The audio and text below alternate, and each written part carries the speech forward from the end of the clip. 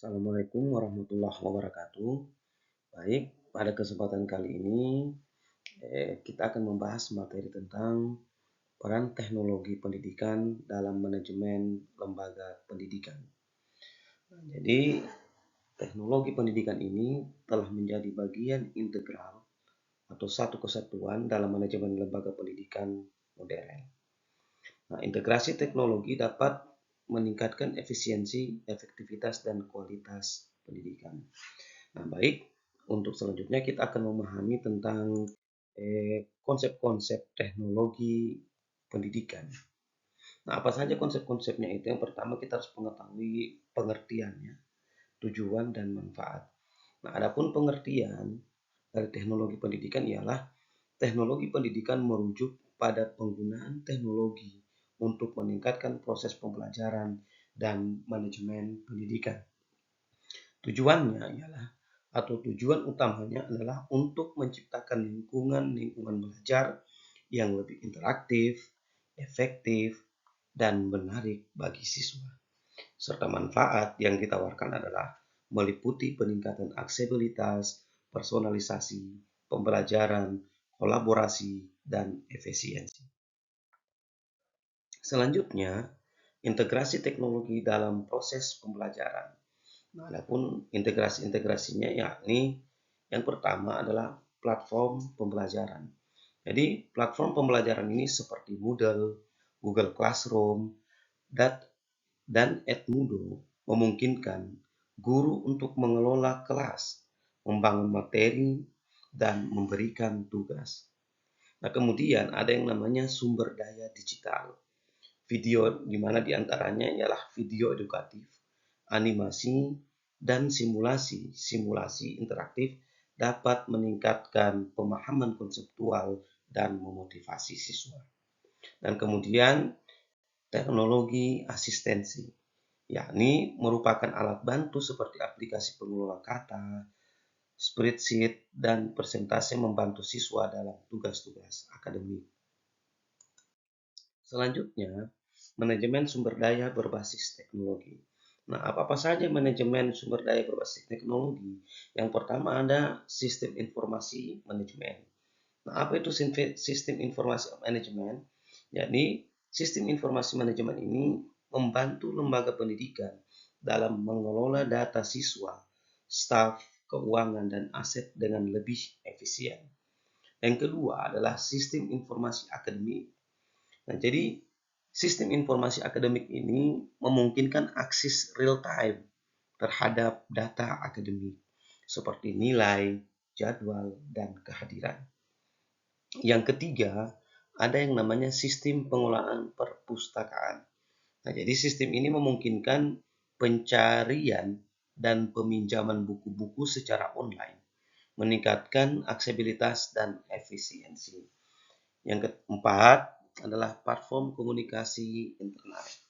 Jadi platform seperti email, forum online, dan aplikasi pesan instan memudahkan komunikasi antar staf dan siswa-siswa.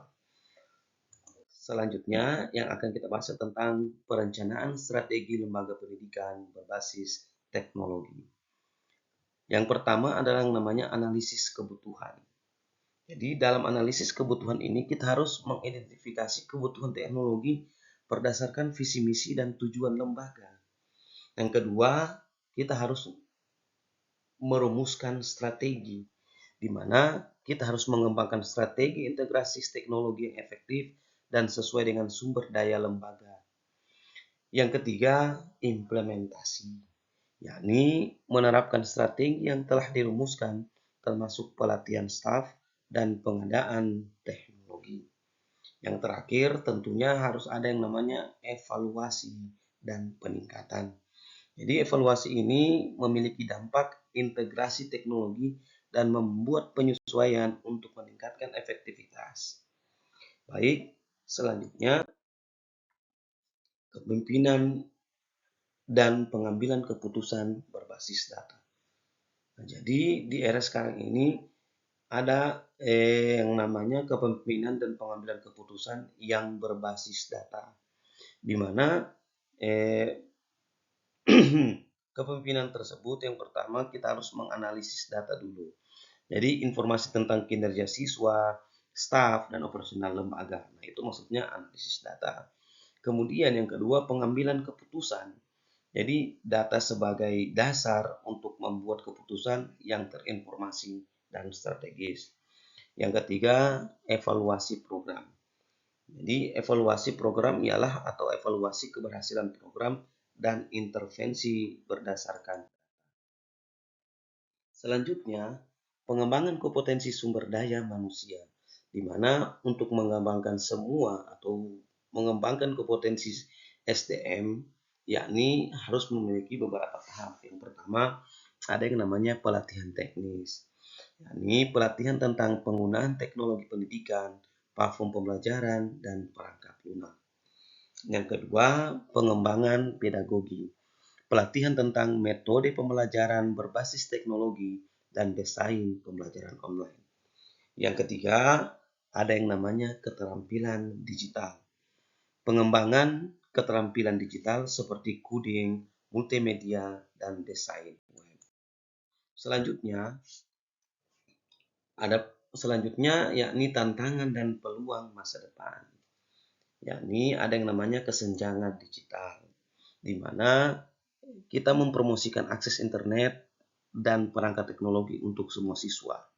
Kedua, keamanan cyber. Nah, ini merupakan tantangan, yakni meningkatkan keamanan data dan privasi siswa dalam lingkungan digital. Yang ketiga, ada yang namanya etika teknologi, di mana kita harus mengembangkan etika penggunaan teknologi dalam pendidikan. Yang keempat atau yang terakhir, yakni pembelajaran berbasis AI, yakni menerapkan teknologi kecerdasan buatan untuk personalisasi pembelajaran. Baik, mungkin itu saja yang dapat kami presentasikan. Lebih dan kurangnya kami mohon maaf. Assalamualaikum warahmatullahi wabarakatuh.